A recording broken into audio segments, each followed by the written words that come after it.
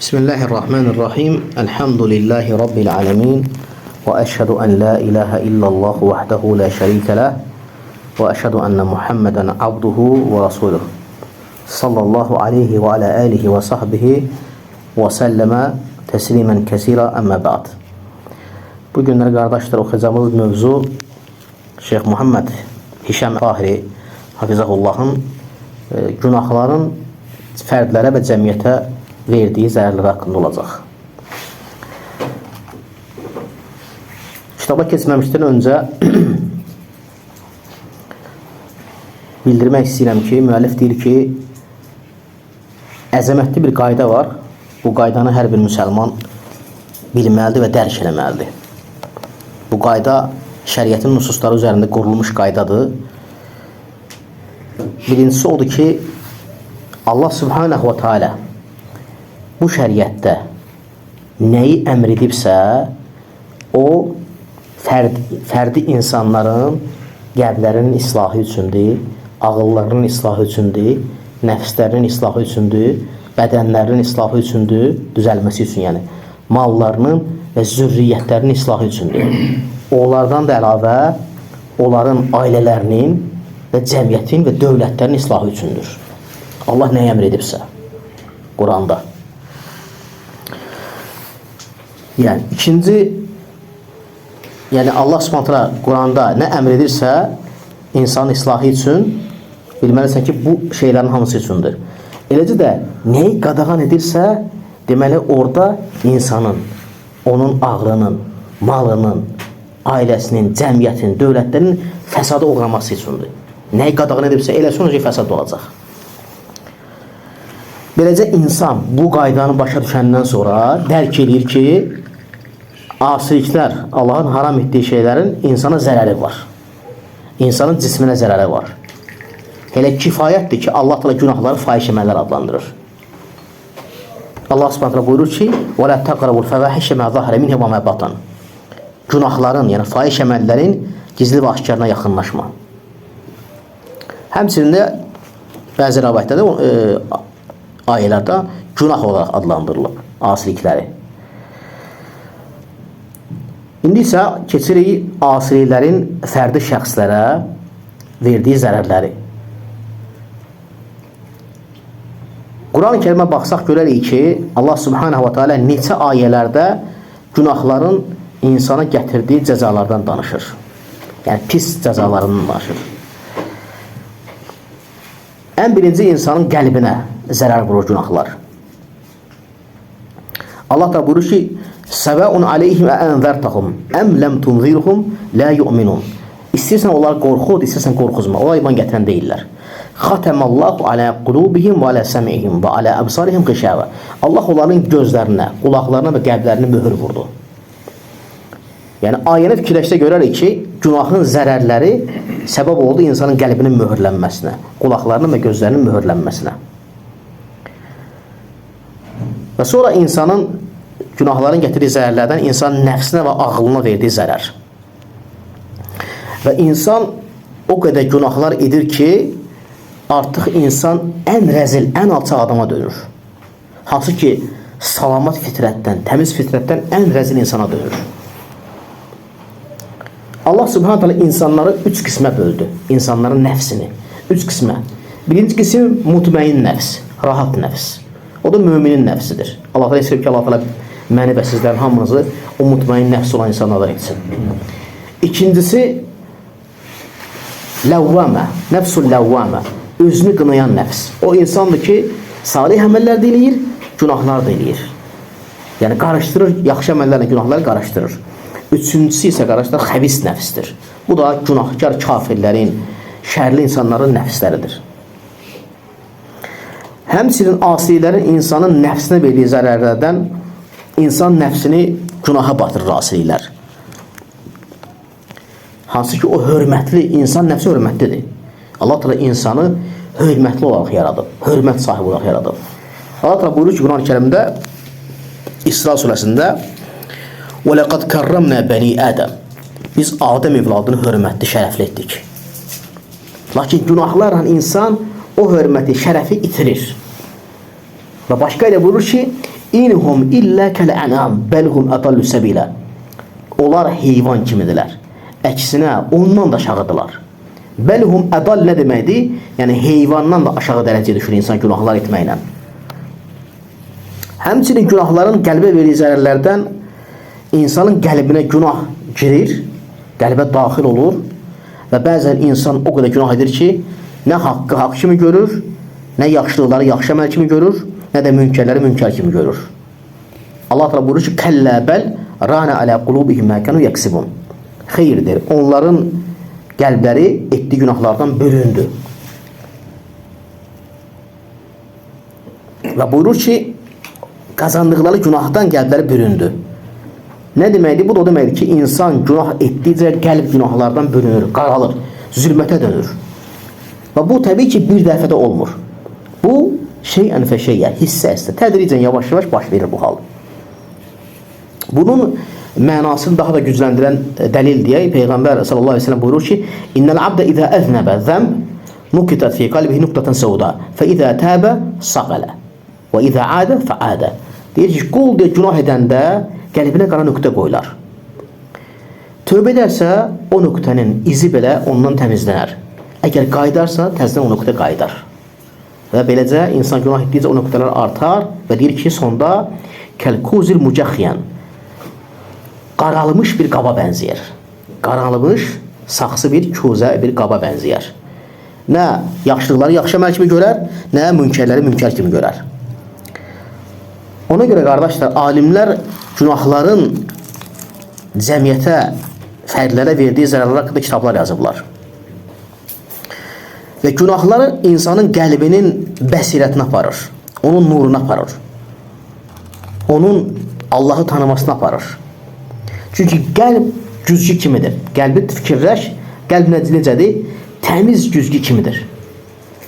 Və günahlar da elə belə o güzgünü buxarlandırır, tozlandırır, çirkləndirir. Və elə olur ki, insan güzgüdə özünü belə görə bilmir.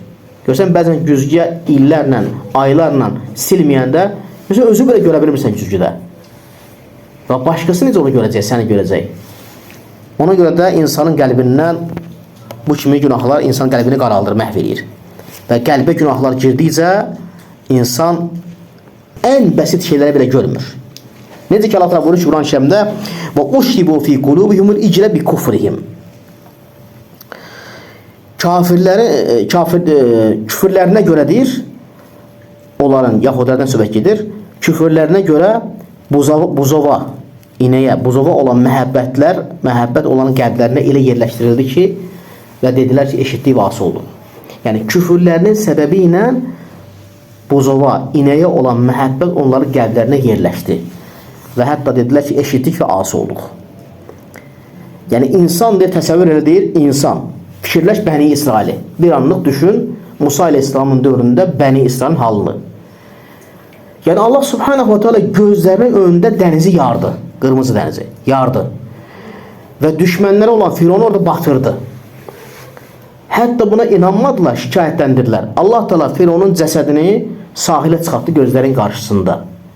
Gözlərindən onun cəsədini, onun o ordusunun cəsədlərini gördülər. Sonra nə etdilər? Gedib inəyə ibadət etdilər. Samiri, Musanın əshabından Samiri inəyə ibadət elədi, buzova. Ona görə insan günahların səbəbindən elmdən məhrum olur. İmam Şəfi buyurur ki, rahməhullah, şəqavtu ilə vakiyin suyu hifzi. Hifzimin zəifliyindən vakiyə şikayət etdim. Fə əxbarəni bi ənəl ilmə nurun. Mənə xəbər verdi ki, elm nurdur. Və nurullahi lə yu'ta asi. Allahın nuru isə asi qəlbə verilməz. Həmçinin qardaşlar gətirir ki, günahların zərərlərindən insanın qəlbi vəhşət bürüyür. İnsan Allahı tanımır. Və Allaha olan sevgini məxluqa olan sevgidən geriyə qoyur. Məxluq sevgisini Allah sevgisinə önə qoyur. Və qəlbində din sevgisi olmur, Peyğəmbər sevgisi olmur, iman sevgisi olmur, Quran sevgisi olmur günahların səbəbi ilə. Musiqi ona daha sevimli gəlir və iman əhlindən çox asi insanlar, fasiqlər ona daha sevimli gəlir, onların oturdurmaq daha sevimli gəlir. Bunlar hamısı günahların zərərlərindəndir. Və sonra gətirir ki, qəlb zülmətə çevrilir, qəlb zəifləyir. və ağıl gedir, fəsad olur və qəlb möhürlənir. Allah təala buyurur ki, Quran-ı Kərimdə: "Və men a'rada an zikri fe inne lehu ma'işeten danka ve nahşuruhu yevmel kıyameti a'ma." Qala Rabbi lima haşartani a'ma ve qad kuntu basira. Qala kezalike atatka ayatuna fenasitaha ve kezalike yevme tunsa. Kim deyir, məni zikr etməkdən üz çevirərsə, biz onun güzaranını daraldarıq. Yəni, günahlarının səbəbilə, asiliklərinin səbəbilə güzaranın yaşaşı daralar, sıxılar. Və qiyamət günü körəşd eləyərik. Deyər ki, ey Rəbbim, niyə məni körəşd etdin? Axı, mən görürdüm. Allah təala deyər ki, وَكَذَلِكَ آتَتْنَا آيَاتُنَا فَنَسِيتَهَا. Bizim ayələrimiz sənə gəldi, sən onu unuttun, yəni tərk etdin. Bugün də sən tərk olunacaqsan. Unudulacaqsan, tərk olunacaqsan. Həmçinin günahların insanın qəlbinə verdiyi zərərlərdən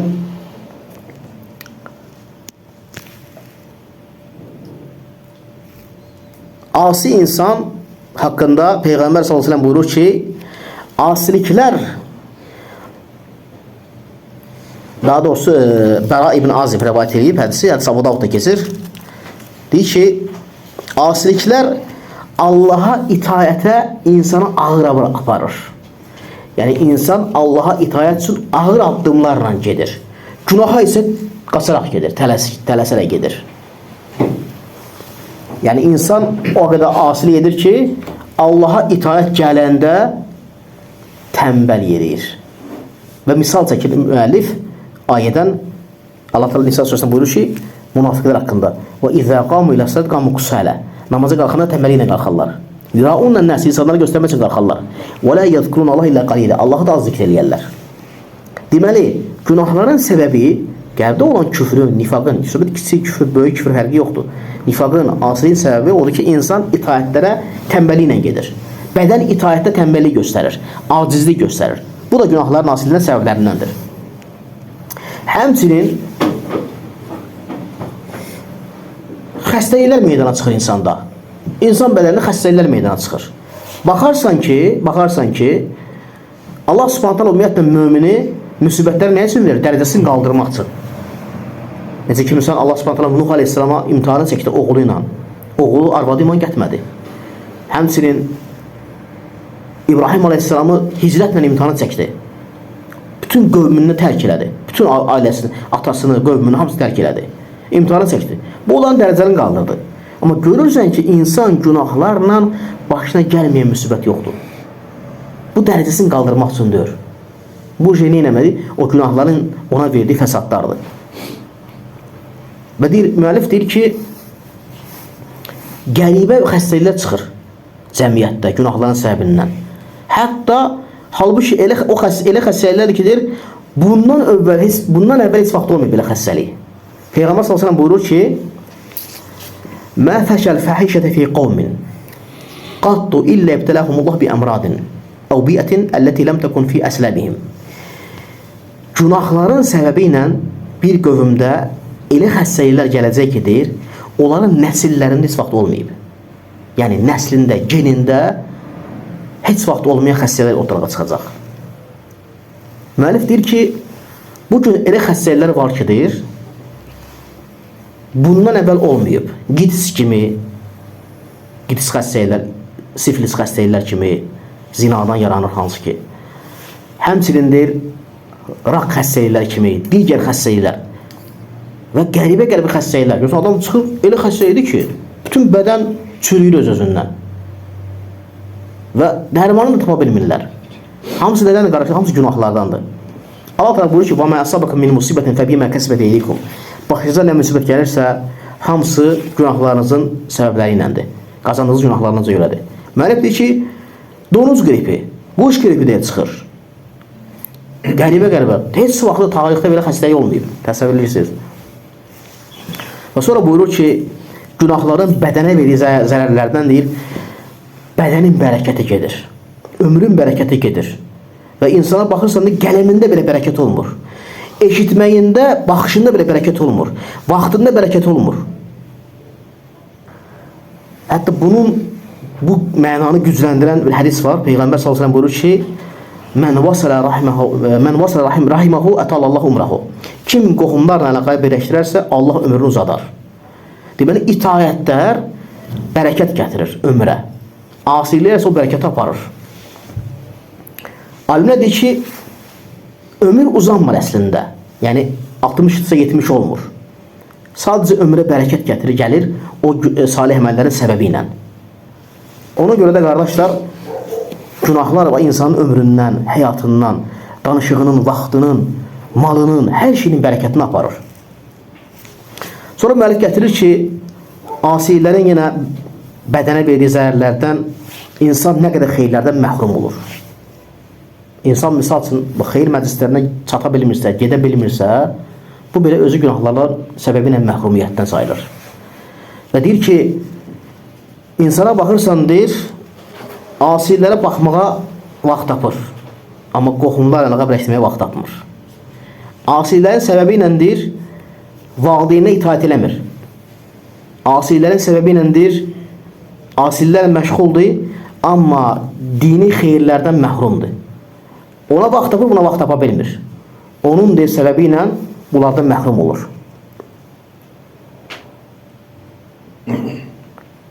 Və şair deyir ki,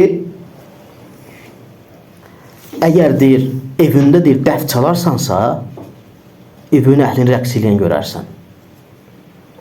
Yəni, başqa şey gözləmə. Bunu edirsənsə, bil ki, bu olacaq. Evində musiqiyə qulaq asırsansa və yaxud da teleserial baxırsansa, uşaqlardan təqva əhli, salih mömin olduğunu gözləmə, heç vaxtı. Bu şeylər bil ki, olmayacaq. Hamısı səbəblər var. Birisi, ola bilərmi ki, tikanlı yerdə xurma ağacı bitsin, şirin, qəşəng, bol meyvəli xurma bitsin. Mümkün deyil. Və səndir, evinindir, örnəyisən, evinsin, evinin imamısan, rəhbərisən, böyüyüsən. Evlatlar, ailə səndən örnək götürür. Əgər səndir, valideyninə yaxşılıq eləmirsənsə, evladından özünə yaxşılığı gözləmə. Sən valideyninə necə davranırsansa, evlatların səninlə davranacaq. Əgər səndir, Allaha asi olursansa, məsələ getmirsənsə, xeyir əməllər etmirsənsə, valideyninə yaxşılığa etmirsənsə, evladından onları da gözləmə. Bir ki, o da eləncə olacaq. Necə də deyirlər, qiyas. Allah subhanə də baxmayaraq ki, qardaşlar, baxmayaraq ki, Allah da ölüdən diri çıxardır, diridən ölür. O qədər asilər var ki, salih evlatları var. O başqa şeydir. Umumən, Allah da hər şey qadirdir. Amma, umumən budur ki, sən necə olacaqsansa, evlatların necə olacaq. Bu da, çünki sən örnəksən evdə, nümunəsən. Və deyir, kim deyir, zürriyyətinin salih olmasını istəyirsə, təqva əhli olsun, təqvasını qorusun. Çünki deyir, günahlar səbəbi ilə zürriyyətdə olan bərəkət gedir. Və deyir ki, mən deyir, adam tanıyıram ki, deyir, Allah Teala evladı ilə onu imtihana çəkib. Şeyx deyir, Allahdan təmənna edir ki, arzu ki, evladım ölsün. Kaş mən evladım olmayaydı. O qədər evladı günahlar asilər edir ki, kaş mən evladım olmayaydı. Bir dəfə deyir, soruşdum ondan. Bunun səbəbi nədir ki, qardaş? Yəni, niyə belə oldu sənin evladın? Sən itaət əhlisən, belə. Deyir ki, mən deyir, atama heç vaxt yaxşılıq eləməmişəm. Mən valideynlərimə yaxşı davranmamışam, deyir. Qabağıma da deyir, çıxdı, deyir. Allah Quranda buyurur ki, həl cəzaul ihsan illəl ihsan. Məyər yaxşılığın mükafatı yaxşılıq deyilmi? Və sən deyir, günahlarla deyir, bütün zürriyyətini deyir, bərəkətini aparırsan. Misal gətirir Quran-ı Kərimdən Kəf surəsindən. Allah da buyurur ki, وَأَمَّا الْجِدَارُ فَكَانَ لِغُلَامَيْنِ يَتِيمَيْنِ فِي الْمَدِينَةِ وَكَانَ تحته كنز لهما وكان أبوهما صالحا فأراد ربك أن يبلغ أشدهما ويستخرج كنزهما رحمة من ربك وما فعلته عن أمري ذلك تعبير ما لم تستطع عليه صبرا. Deyir ki, Allah Subhanahu taala Kəf surəsində, o divara gəldikdə o şəhərdəki iki yetim oğlan idi. Hansı ki, Xıdır aleyhissalam ki, sökür, aşmaq üzrə olan divar olur. O sökür, təzdən tikirir. Deyir, ora gəldikdə o iki yetim uşağa aid idi, o divar. Altında onlara məxsus bir xəzinə vardı. Onların atası əməli salih adam olmuşdu. Rəbbin onların həddi buluğa çatmalarına Rəbbindən bir mərhəmət olaraq o xəzinələri tapıb çıxartmaqlarını istədi. Dedi ki, sök, buradan tik. Atası salih olduğuna görə o bərəkət onlara çatdı. Bugün insanlar var ki, evlatlarının karyerası üçün asiliklər eləyirlər. Günahlı. Qardaş, sən Allah vardı, niyə pis zəndəsən ki? Sən salih ol, Allah sənin bütün zürriyyəti ruzləndəcək, bərəkət verəcək. Sən gələcəyə fikirləşmə. Gələcəyə fikirləşərək evlatlarını hara gəldi qoyurlar və yaxud da iş üçün, nə üçün gəldi? Sən Allah vardı, niyə pis zəndəsən ki? Allah ruz verənlərin xeylisi deyilmi qardaş? Razzaq deyilmi Allah Subhanahu taala? Sən salih ol, təqva əhli ol, gör Allah necə ruzləndəcək. Misalda ayədə. Ona görə valideynin salih olması qardaşlar, onun bərəkəti zürriyyətinə qədər gelib çatır. Evladına, nəvəsinə, hamısı gelib çatır. Günahkar olması da fəsad olaraq dəyir. Və sonra gətirir ki, günahların zürriyyəti olan təsirlərindən insanın qəlbindən qeyrət hissi gedir. Və insanın qəlbindən qeyrəti gedir, qeyrət hissi gedir və insan deyir evladını, zövcəsini belə qısqanmır, məhrəmlərini belə qısqanmır. Və bu necə deyir ailə olacaq deyir, necə ailə başçısı olacaq deyir. Çox əzəmətli bir məsələdir.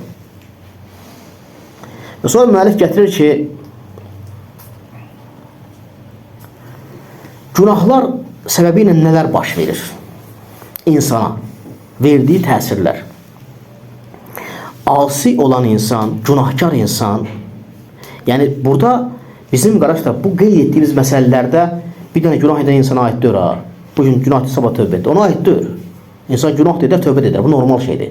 Peyğəmbər sallallahu əleyhi və səlləm buyurur ki, qırağa haşiyə çıxaq. Bütün Adəm evladı xəta edəndir. Ən xeyirli tövbə edənlərdir. Burada söhbət gedir, israrlı günah edənlərdən gedir. Davamiyyətli, eyni günah təkrar deyirlər. Asi insan, günahkar insan Allaha yaxın olan möminlər, Allaha yaxın olan mələklərin, ərşini daşıyan mələklərin, salih möminlərin duasından məhrumdular. Allah Subhanahu taala buyurur ki: "Ellezine yahmiluna al-arşa ve men havlehu ve yusabbihuna bihamdi rabbihim ve yu'minuna bihi ve yastaghfiruna lillezine amanu rabbana vasi'ta kulli şeyin rahmeten ve ilma faghfir lillezine tabu wattabu sabilek ve qihim azabal cehim." ربنا وأدخلهم جنات عدن التي وعدتهم ومن صلح من آبائهم وأزواجهم وذريتهم إنك أنت العزيز الحكيم. Deyir ki Allah Subhanahu taala Allahın ərşini daşıyanlar və onun ətrafındakılar Rəbbinə həmd edərək onu tərifləyirlər. Ona iman gətirir və möminlər üçün bağışlanma diləyirlər. Deyirlər ki, ey Rəbbimiz, sənin rəhmətin və elmin hər şeyi hat etmişdir. Tövbə edib sənin yoluna tabi olanları bağışla. Onları cəhənnəm əzabından qoru. Ey Rəbbimiz, onları da, onların atalarından, zövcələrindən, nəsillərindən, əməl salih kimsələrin hamısına bağışla. Onları vəd etdiyin ədin cənnətinə daxil elə. Həqiqətən sən qüdrətlisən, hikmət sahibisən. İndi günahkar insan bu duanın altına girir, yoxsa girmir. Günahkar insan, asi insan bu duanın altına girmir.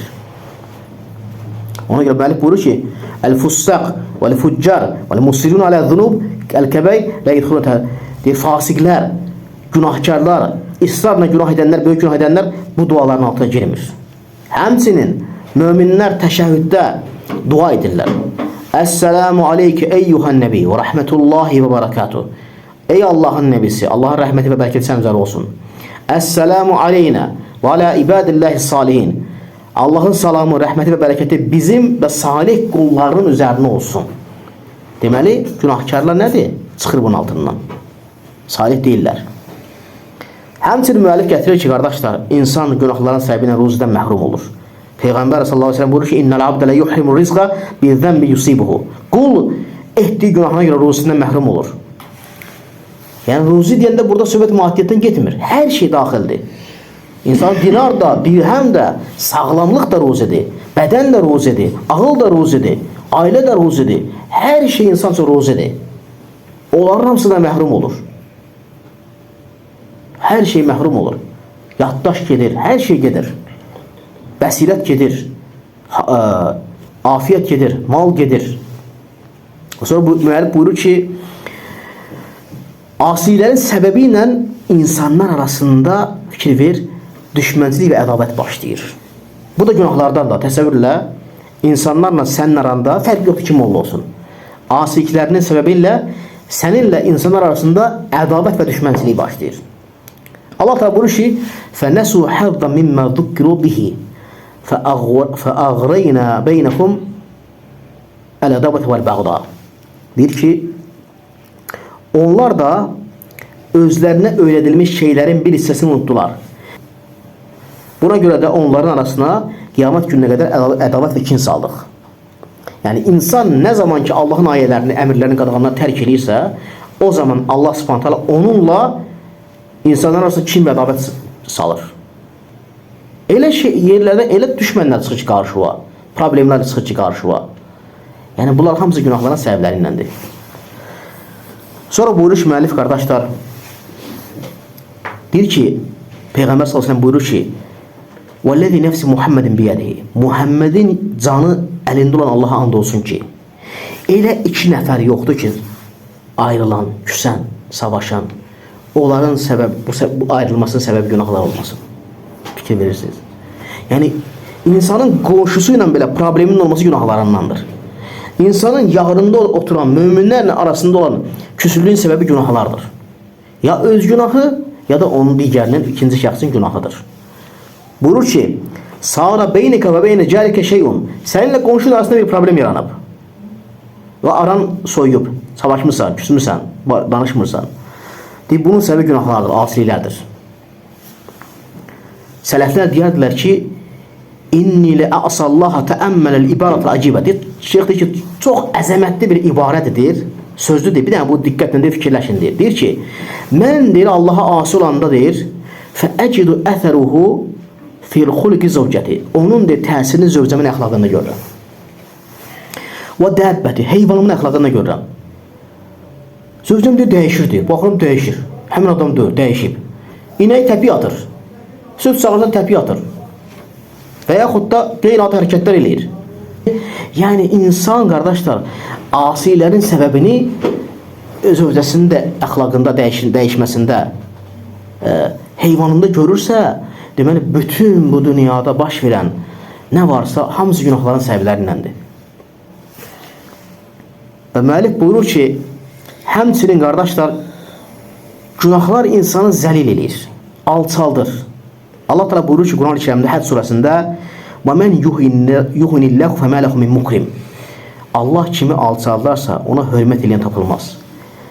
Amma itayət nədir? İzzətləndirir. İzzət, hörmət. Hər yanda sən hörmətlə qarşıyırlar. Hörmətlə sevirlər. Tanıdı, tanımadı. Deyir ki: "Velillahi izzatu ve li rasulihi ve lil mu'minin. Velakinnel munafiqun la ya'lemun." İzzət deyir Allaha, Rasuluna və möminlərə aiddir. Münafiqlər isə bu anlamırlar, bilmirlər. Sonra gətirir ki, qardaşlar,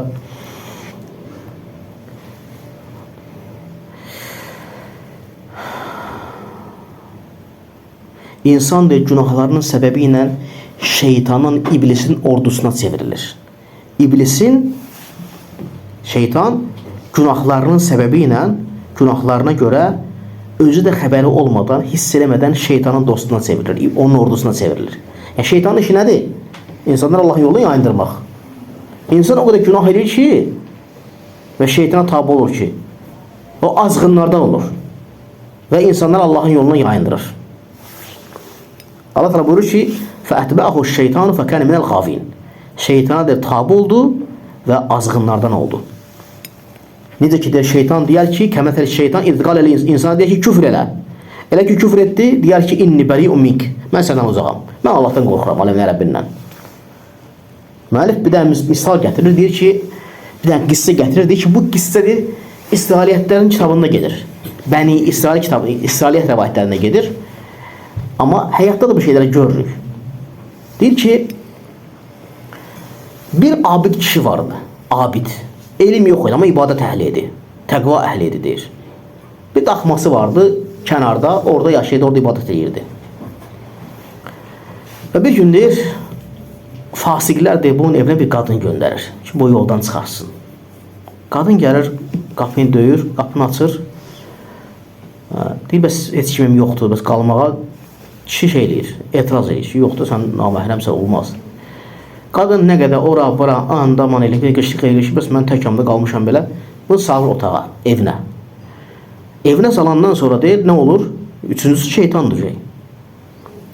Və qadın bir müddət sonra buna israr edir ki, bəs mənlə bir yerdə olacaqsan. Və qadınla bir yerdə olandan sonra qadın deyir ki, sənə biabır eləyəcəm. Deyir ki, nə istəyirsən eləyirəm, bu heç kim bilməsin. Deyir, onda gedəcək mənlə filan yerdə içənlər var da, klub kimi belə. Nə deyirlər ona? Yaşlar üçün xüsusi yerlər var da, meyxanə. Gedəcək ora. Və ora gedirlər və cəmaat hamı görür ki, bu ibadət əhli, bu təqva əhli, bu dördü, bu filan kəs. Gəlib burada içki zad içir. Və sonra qadın gedir bunu padişaha, hökümdara şikayət edir ki, bu mənimlə belə elədir. Sonra gedir orada içki, belə özün mömin kimi göstərir. Padişah çağırır bu edam etdirməyə. Edama gələndə şeytan buna yaxınlaşır ki, sən buradan bir də mən xilas eləyə bilərəm. Mənə səcdə elə, sən xilas eləyim. Bu ölüm ayağıdır. Edamdadır. Və şeytana səcdə eləyir və müşrik kimi də edam olunur. Gör, günahların səbəblərindən Allah qorusun necə hala düşür insan. Və sonra buyurur ki, qardaşlar, insan bəzən elə zənn edir ki, günahlar elib o da unutacaq. Tövbə eləyəcək, unutacaq, çıxıb gedəcək. Və deyir ki, ancaq hikmət sahibi olan Allah, alim olan Allah unutmur. Və sən unutsan da Allah unutmur. Mahmud Xattab rahimehullah, Şeyx Mahmud Xattab rahimehullah öz kitabında qəribə bir dənə qissə gətirir. Qəribə bir dənə qissə.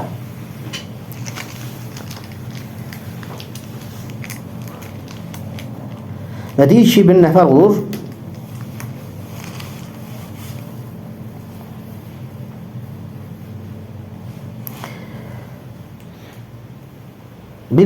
deyir,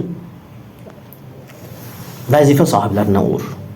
Bu edam verilmiş, edam hökmü verilmiş şəxslərin yanına gedir və onlara tövbə və istiğfara çağırır. Çünki günahlarına görə edam veriblər. Ya kimsə öldürüb, ya nəsə eləyib, edam veriblər. Bu da gedir ki, tövbə və istiğfara çağırsın ki, ölmədən öncə tövbə eləsinlər. Müsəlmanlardır da, müsəlman.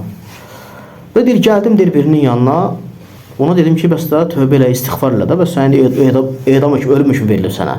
Birazdan başın kəsiləcək. Və deyir, mənə deyir ki, qardaş, mən heç kimi öldürməmişəm axı.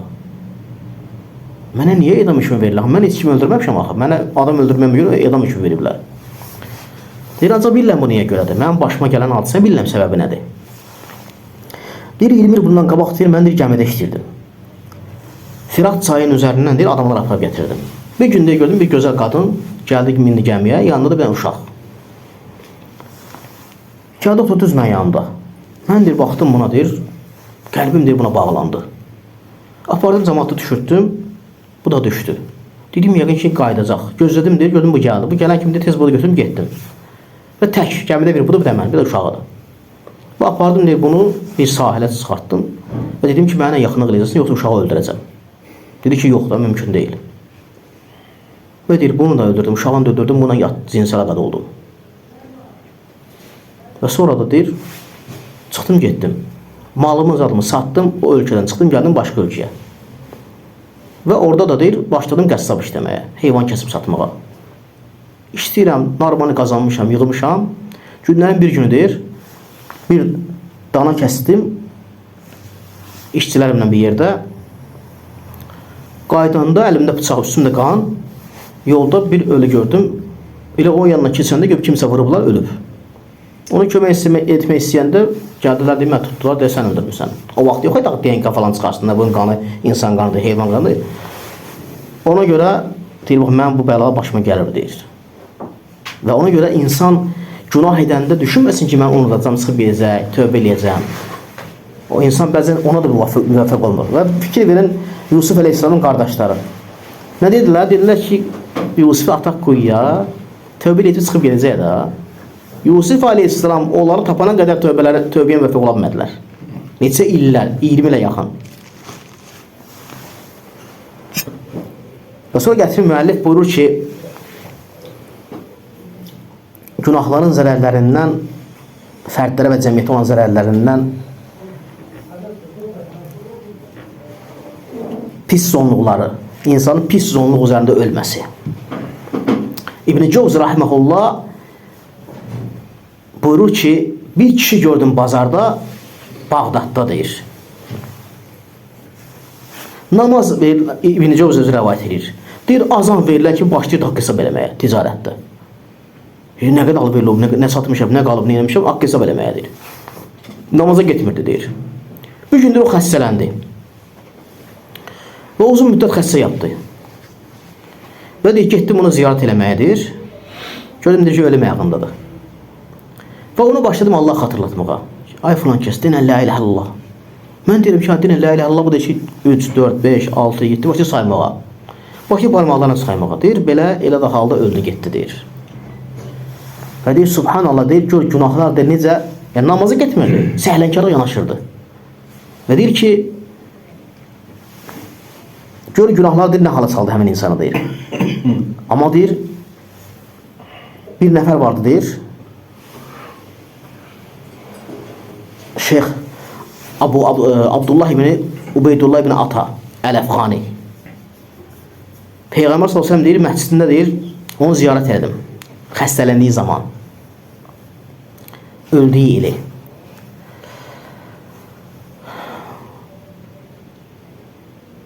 Deyir ki, o deyir, mənə danışır ki, bəs bir nəfər vardı, salih insan deyir.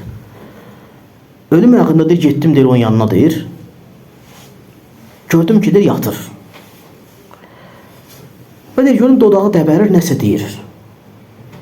Yaxınlaşdım ki, görüm, nə deyir? Görüm, deyir, başa düşə bilmirəm. Qulağımı yaxınlaşdım, başa düşə bilmirəm, nədən danışır? Oğlu sözüm ki, ay Abdullah, bu neyinir? Nə danışır? Atam nə deyir orada? Deyir, atam deyir, yatağa düşəndən bəri hər gün Quran oxuyur. Və deyir, elə halda da deyir, dünyasını dəyişdi. Yəni, insanın itaat üzərində olması, qardaşlar, nəyə gətirir bunu şeyxini? İtaat üzərində olması gözəl sonluq üzərində olur. Sonluq gözəl olur. Amma insan asili üzərində olması sonluq belə olur. Vallahi, hələ bizim əsrimizdə nə qədər adam olub ki, ömür boyu misal musiqi oxuyub, öləndə musiqi oxuyub ölüb. Adam var ki, fikir verir, ölür, hətta qəbrinə orada deyir ki, mən əlimdə misal tar, kamança nəsə çəl qoy və yaxud da içki ilə qoyanlar var belə. İçki içib ölənlər var belə. Yəni, pis zonluq budur. İçki içərək ölənlər belə var hələ. Ona görə qardaş təhlükəli günahlar asıl müəllif gətirir ki, günahların zərərlərindən insanın qəbr əzabını çəkməsi. Peyğəmbər s.ə.v buyurur ki, riba sahibi qəbrindən cin vurmuş kimi qalxacaq. Qeybət edənlər qəbirdə əzab görəcək, nəmmamlar əzab görəcək, yalancılar əzab görəcək. Həmçinin fəcr namazına yatıb qalanlar əzab görəcək qəbirdə. Bu da bunun şeylərindəndir, cəzalarındandır. Və sonra ən sonunda müəllif gətirir ki, insan günahların səbəbindən insanların ən səfili olur. Gözəl təbiətdən, gözəl insanlıqdan ən səfil insana düşür. Və insanların gözündən düşür, rəzil hala düşür. Və inşallah bununla tamamlayırıq qardaşlar. Gələn dərs isə götürəcəyimiz mövzu günahların cəmiyyətə verdiyi zərərlərindən. Subhanakallahumma bihamdik, əşhədu an la ilaha illa ente, estağfiruka və etûbü ileyk.